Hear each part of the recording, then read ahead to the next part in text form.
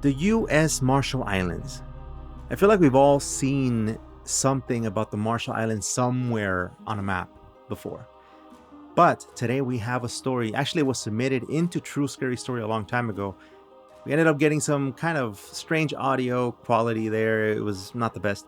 So we actually have a story, the actual story submitted, and I'm gonna be going through that now, as well as some other stories that were submitted by you guys. And we're gonna have a cool little storytelling session today with another listener submitted stories. You ready? My name's Edwin, and this is Paranormal Club.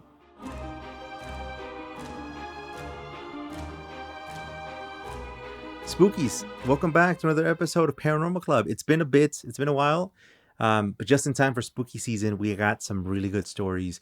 This first one is from Dion. There's something that Dion mentions in the story, which is demons. And demons are not the same kind that we know them to be.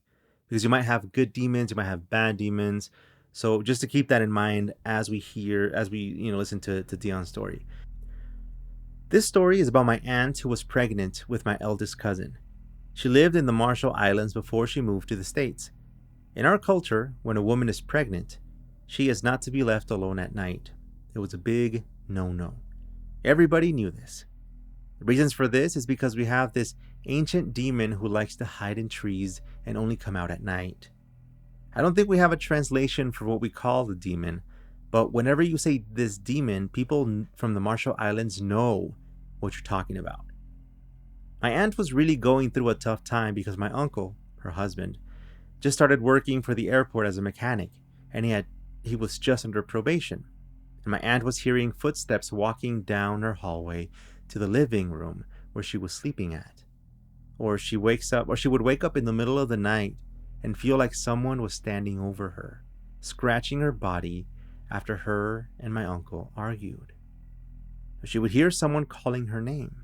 It would be a man's voice that was whistling right next to her ear. And she would smell flowers right out of nowhere. She was really drained physically and emotionally because she can't sleep during the day. She was also working. And she can't sleep at night because that thing was always bothering her. She had no one to talk to about this because her parents and siblings were all in the United States, attending school or were there for medical treatments. So she was all alone. But this demon is old. Like once you have one, it's hard to get it out. This demon likes to play tricks on you. It likes to kick you when you're down. You can't get help from the church, but that thing will just run and hide and wait until you least expect it and then come back. You have to get a Marshallese healer, a kind of a white witch, to do a traditional cleansing before they can kill this demon. So after a few weeks or a few months of going through this, an elderly man knocked on her door and asked if she was okay and if she's experiencing strange things at home. She was super relieved when someone else who isn't my uncle could sense them too. This elderly man was a healer, and he said that when he was walking past my aunt's trailer, he felt this dark energy. I don't know if he saw someone looking out the trailer window or not, but he just knew that something was there. He told my aunt that he will help her and come back the next day, so she would have to wait it out another night. So she did. And the old man came back. He came back with coconut leaves, Marshallese coconut oil, lumber, and some other stuff. The next morning, he came back and told my aunt that they're going to look for the demon's hiding spot. They went in the house and nothing. But when they went outside under my aunt's plumeria tree, the old man saw a black hole right in the middle of the tree. The old man said that it's in the hole. So he covered up the hole with leaves and tied it with ropes and started hitting the tree with coconut leaves. My aunt said that she started feeling like fainting and getting weaker when the old man was hitting the tree. I guess because the demon really attached itself to my aunt, and probably whatever the demon was feeling, my aunt was feeling as well. After all the beating and the chanting the old man was doing, my aunt said it started feeling like you can actually see the sunlight coming through the leaves, and she felt so light, and all the heaviness was gone. And then the old man said that he's going to cut the tree where the demon was, but apologized because after he cuts down that part of the tree, there won't be flowers on that tree anymore. So he cut it off and started burning the tree, and my aunt said the fire almost looked like someone was laying on top of it. Not like a wood or anything, but like you can see something on top of the flames. And the old man said that if he would have walked past her house, the demon would have made my aunt kill her baby. And now my aunt is in her late 50s and my cousin was born with no problems. In some of our other posts on TikTok or Reels, we actually mention really strange supernatural sense that pregnant women have.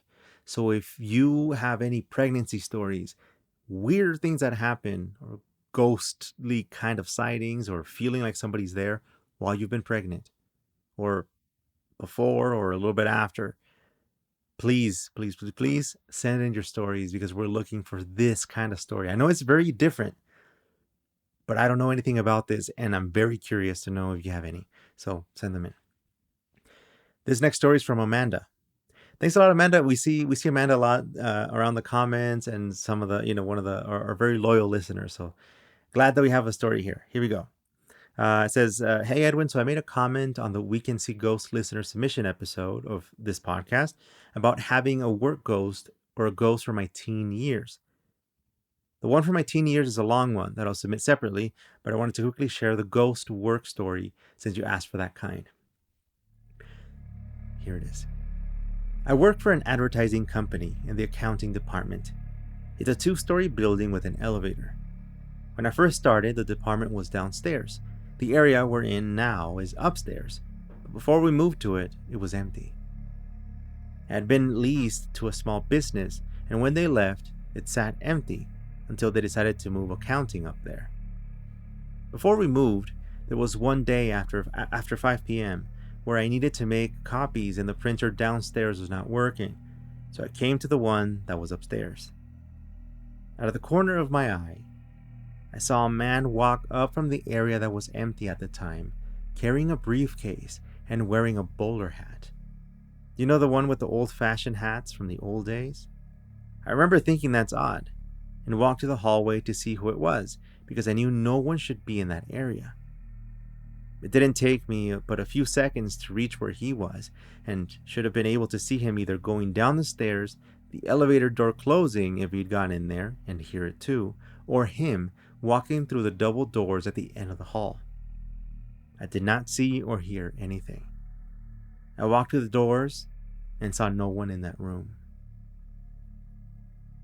I freaked out and grabbed the papers I was copying and flew back downstairs because I knew there was no way I was staying up there by myself. I told the coworker that was still working with me what happened, and they nonchalantly said, "Oh yeah, this place is haunted." I'm sorry, but excuse me? And they then begin to tell me that the person who opens the building would hear someone running upstairs, but when they would go to investigate, no one was up there. After hearing that, I did not come up here willingly by myself anymore. Someone had to come with me. A few months after that incident, they moved the department up to the empty area. It was fine during the day. The only weird thing was that you could feel movement through the floor when people with heavy steps walked by. It's a significant feeling. One night I was behind and needed to stay after hours, so I decided to be brave and stay by myself. It happened to be storming outside, which I usually find soothing, but not this day. While I was working, I felt the movement of someone walking by and looked out the windows to the hallway and saw no one. I went to the doors and looked out to see if maybe I just missed them. And nope, there was no one. I booked it right after that. No thank you. I waited downstairs for my ride, and if it wasn't for the rain, I would have waited outside. There have been stories from others as well. An old co-worker used to hate going to the upstairs restroom alone. She said that the last toilet would always flush by itself, when no one else was in there. She started making one of us go with her because she was so scared. And in that same restroom, I saw someone walk in and to that specific stall. I got out to wash my hands, and when I looked at the stall, I saw the door open. No one was there, even though I knew I saw someone go in. I walked right out and pretended I saw nothing. Another time during the day, I walked out of the department to go towards the restroom when I felt that someone was rushing up behind me. I moved to get out of their way, but no one was there. The embarrassing part was that the owner had just turned the corner and saw the whole thing. She asked what was wrong, and I told her that I could have sworn I felt someone rushing up behind me. She then says, "You know this place is haunted, right?" I just nodded and fake cried as I proceeded to the haunted bathroom. 12 years later, and I still work late nights. I just got used to it and started telling myself it's all in my head, just to keep sane. A girl has to get that work done. LOL. Thanks for all the great stories that are shared here in the other podcasts. I've been a fan since the beginning. Sorry it's taken me so long to share a story. I have many, but it's hard to find time to write them out. I understand. It takes a while to write, but I appreciate that. I try to do voice text, but Google doesn't understand my lisp. I'll make some time to share the other story of the ghost getting me in trouble. Basically, I would get in trouble for sneaking out, but it wasn't me at all. I promise I'll get it to you. Keep it scary, Edwin, and spookies. Yes, thank you so much. Thank you so much, Amanda, for that. And yeah, I know it takes a while, like a really long time to type out the stories, but they're super interesting like this. So I appreciate you taking the time. Thank you so much. This next story comes from B or Bea. Here we go. I had multiple paranormal experiences in different offices, working for the same company. The first office was a huge call center of about 40 cubicles with several offices in the very back. I would work 11 p.m. to 7 a.m. at a long desk behind a 5-foot counter by the front door of the office. That area overlooked a sea of cubicles. I was assigned to use one of the 3 computers there. The last shift would leave and I would arrive at 11 p.m. and the next shift would arrive at 5 a.m. Majority of the staff would start at 7 in the morning at the end of my shift. Now, several times a month, the atmosphere would change in the office after midnight. The atmosphere felt extremely heavy, and during this time I would see a lot of things and movement out of the corner of my eyes. I tried rarely to look up from my desk and would read books or listen to podcasts in between calls. I would rarely see things at the corner of my eyes when the atmosphere was normal. One shadow person here and there, maybe a couple of times a shift, but not every day. But when the atmosphere was thick, it seemed to make the room feel full of people, but I was the only one there. I would see a lot more gray shadow people ranging in height from a 5-year-old child to a 5-foot adult throughout the office in different places until around 5 in the morning. There would be different size oval-shaped blobs ranging from a couple of inches to about a foot tall, covering most of the floor in between my desk and the start of the cubicles, mixed in with a lot of shadow people. Now there was about an 8-foot gap of open floor between me and the start of the cubicles, but I never saw any of the blobs or shadow people on the floor behind or around me. The shadow person that bothered me the most was a male who would drag himself across the floor on his stomach. I don't know why I knew he was male, I just knew.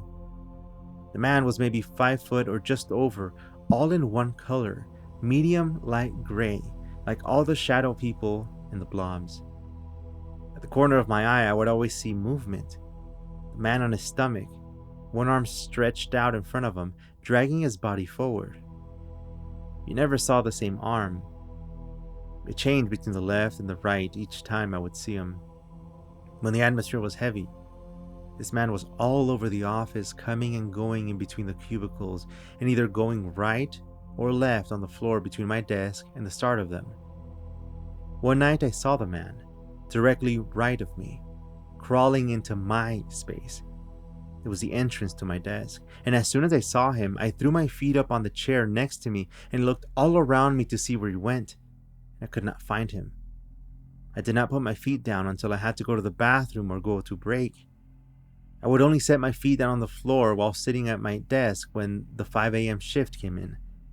Sometimes during the busier seasons, I had a coworker stay with me until 1 a.m. and she worked on the computer next to me. One night, in between calls, my coworker asked how I liked working the night shift. I told her I liked it. I did like it. It wasn't busy and had no supervisors until the end of my shift, but I didn't tell her how scary it was.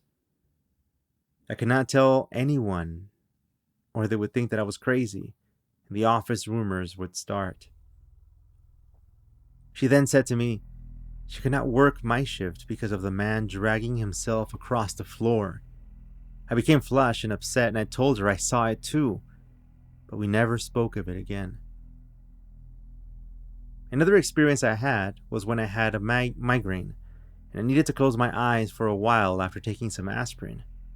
I put my feet up in the neighboring chair and leaned my head back to rest on top of the back of the office chair. I didn't dare turn off the lights. I closed my eyes. The yellow fluorescent lights directly above me made me see yellow when I closed them. The next thing I saw were faces of 3 women looking directly down at me, about 3 feet above me. One on the right, one on the left, and one directly in front of me, as if she was standing on my lap looking down at me.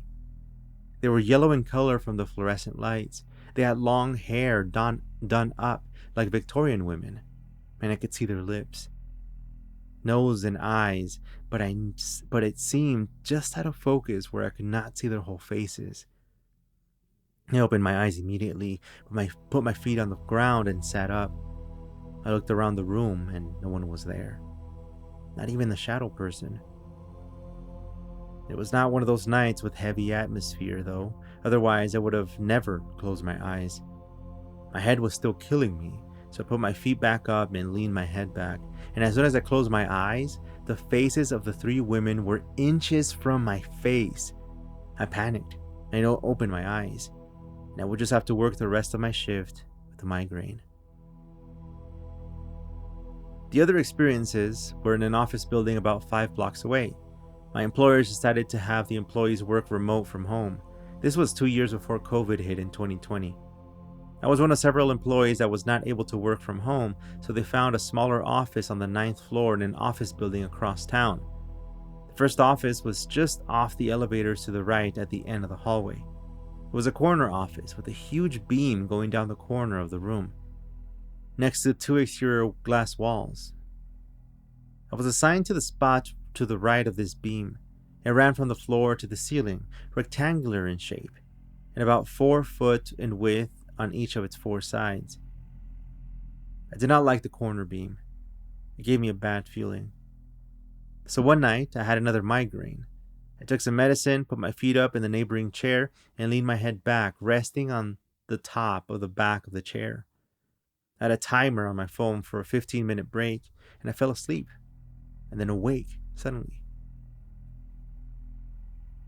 I was scared, and I did not want to move, so I only started opening my eyes. And that's when I see smoke above my head. It looked strange, and I froze. I moved my eyes around the room, and nothing was on fire. The smoke was about 4 foot long and 1 foot wide, with shades of light gray to dark gray with some black. It was not disappearing and lighting in color as it rose to the ceiling. It stayed thick and had the same grades of black and gray. And then I noticed it was not moving directly up, but to my left. And then the smoke movement was slow and choppy, like how a snake moves, but jerky movements instead of just smooth. It was heading toward the gap between the exterior wall and the beam. It seemed to take forever before it reached the ceiling and wiggled its way directly into it. I had only been asleep for about 10 minutes, and my alarm on my phone did not go off.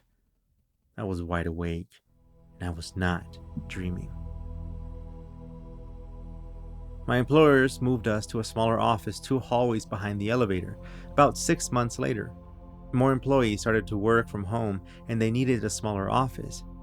I was assigned the desk closest to the entrance to the office, and this place was not creepy this time, but the hallway was. It had limited lights on it because it was in the middle of the night, and I was the only person allowed to work on the 9th floor. The building had strict rules about it. I was always to take my lunch before 2:30 a.m.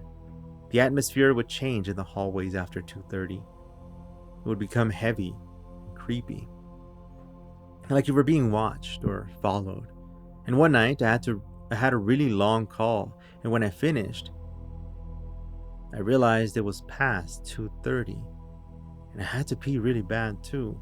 So I forced myself to leave my office. I turned left from it and about 4 doors down where two halls merged into one. I normally make a sharp right to the parallel hallway and then a left to a third hallway to the bathroom. But when I turned that sharp right to the parallel hallway, I stopped immediately. The atmosphere was extremely heavy all of a sudden, like it was weighing you down. Directly in front of me were five black circles on the hallway carpet, maybe 3 feet in diameter. It was as if an adult was standing outside when the sun was at its highest and cast a shadow around the person's feet. I could only see the circles, but I could feel beings were standing there. I told myself someone must have spilled some food on the carpet, and I really had to go to the bathroom, so I carefully stepped in between the circles. I had just enough room to step in between them, carefully, not to step over them and make it to the bathroom. And then I left to go to the kitchen, on the opposite direction I came from. And when I left the bathroom, the circles were still there with the heavy feeling. I got my lunch and came back to the original way I came. I stopped at the bathroom and saw the circles were still there. I stepped carefully around them and quickly went back to my office and had my lunch. By 5 a.m., I really had to go to the bathroom again. Reluctantly, I left the office, but as soon as I stepped out of the place, the air was light and like I was floating. I made my way to where the hallways merged and made the sharp right. There was no black spots. The carpet was its original light gray and brown pattern. There was no black or dark colors in the carpet. 6 months later, we moved to an office close to the kitchen. All I had to do was step out of my office and walk to the other end of the hallway to the kitchen. The office was great. There was no creepiness to it, and the hallway light was light with no heavy feeling. But so one night, at 1 a.m., I step out of my office and go to the bathroom. And as soon as I step out of the office, I felt a woman to my right at the start of the second hallway staring at me. I knew she was not alive. I was the only person on the floor at night, so I immediately turned to my left to face a painting on the wall as I closed the office door with my left hand. In the glass frame painting, I saw a woman standing 2 feet behind me. She was just over 5 foot and straight hair down to her shoulders, soaking wet, like she had just came out of the ocean in her clothing. She was all medium light gray, and I could see the outline of her body, head, and hair. I could feel how wet she was, and this went on for about a few seconds, and then she disappeared.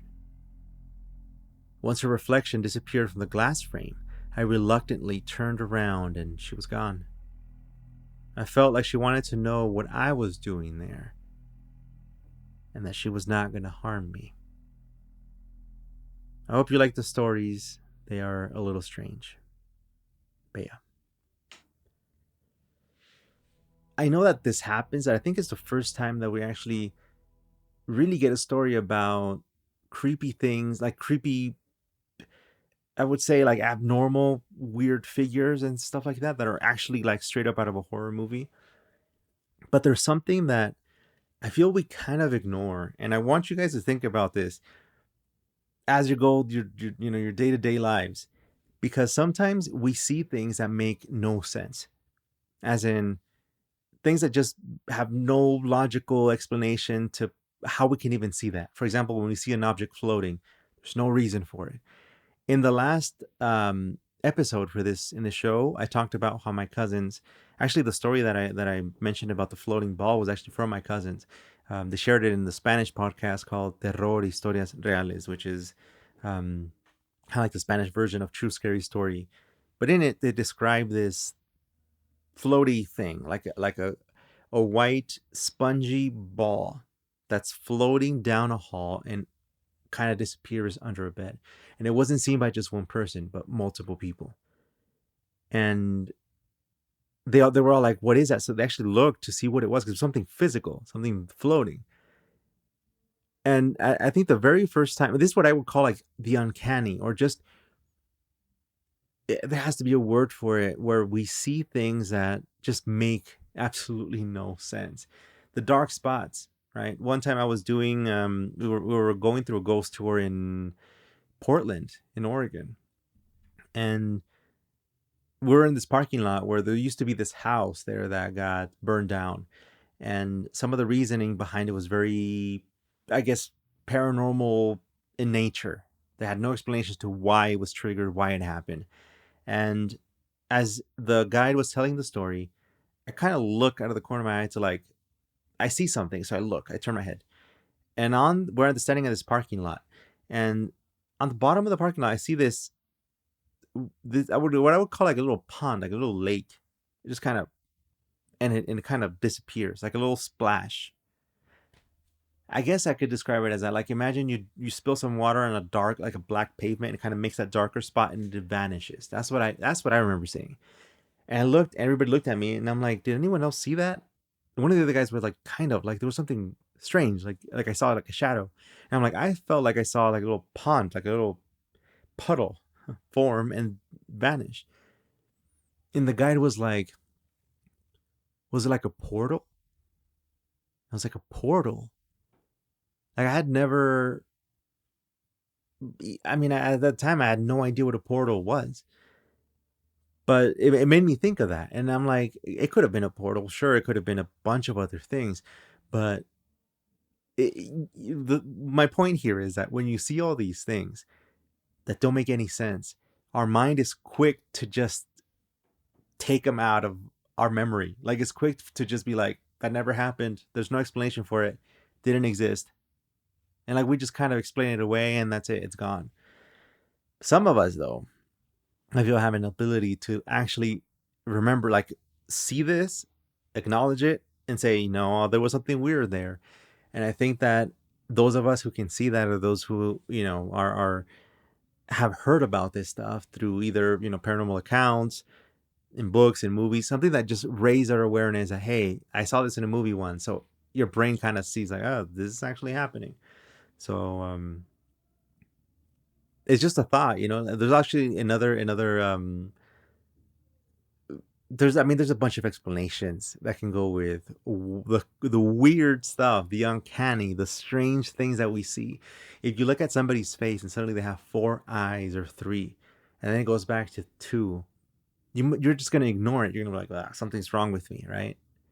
But even just like explaining that, for people who might believe that that can happen, we're gonna remember it. Like, oh yeah, I saw that. Now, I really appreciate you sharing these stories too. All of the storytellers that we had today, because it's not easy to say that you've seen or heard kind of these kind of things. Like it's not a simple thing for a lot of us. Some of us, it comes out easier than others, but for a lot of us, it's not, because we open ourselves up to people making fun of us or whatever. But it's interesting. It's interesting. So I'm glad you took the steps and share the stories. They're actually pretty cool. All right, let's go through some comments. Now I gotta be honest with you guys. I haven't been through some of the comments here, but I'm gonna go through some of the comments. We got 49 comments. I'm not sure if those include my replies on here, but this is pretty intense. Okay, this comments from Nina Simone A. You read my story. I'm the one with the dream of my grandfather's death. I believe it wasn't a part of the story, but the door closing in the background was creepy. When are you gonna be on YouTube Live? By the way, did anybody catch that in the recording? I'm pretty sure that because there was a bunch of noises that went on in that apartment, that unit where I was staying. Um, that creeped me out right at that spot, man.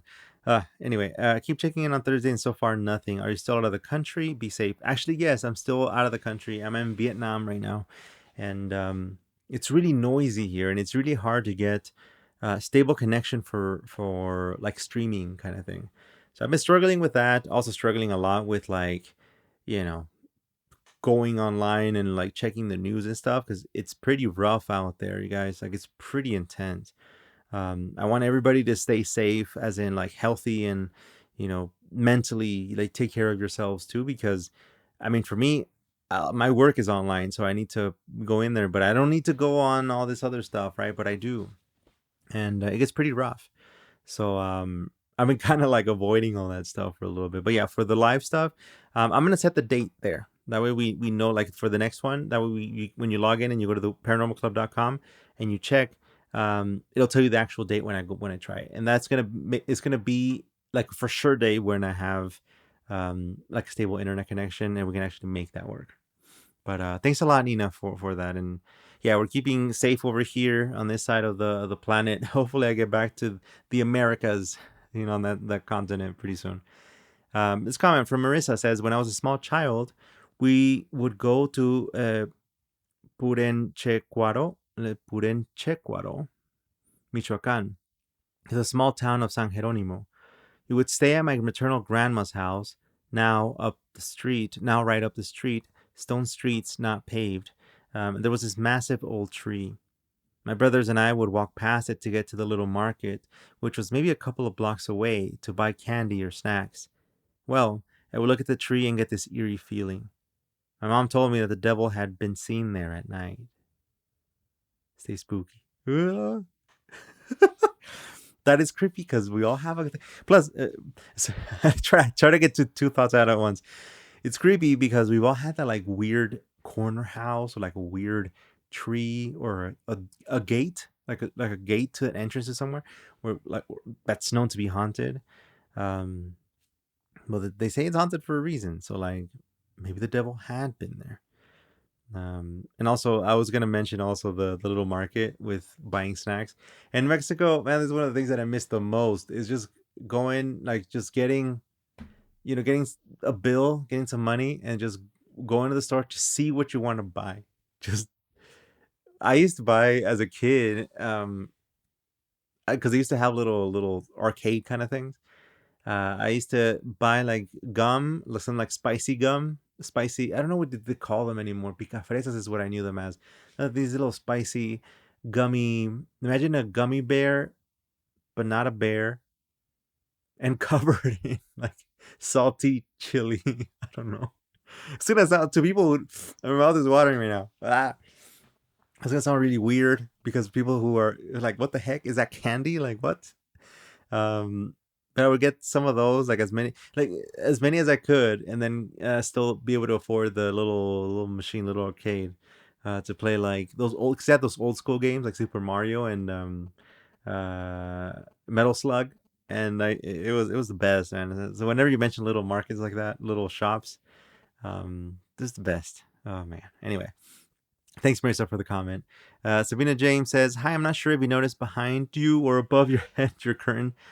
I noticed it's like I don't know why I got that right now because there is kind of a curtain. Is that a curtain? No, those are doors. Those are closet doors. Okay. Uh, your head, your curtain. I noticed like someone peeking. It will subtly open, likely if someone were peeking in. So eerie, dude. Like that place was creepy. That place was really. Oh, I feel like something's moving behind me. If you guys see anything here, let me know. Let me know because it's a pretty big room behind me. Anyway. Great episode. Says bad business. Thanks a lot.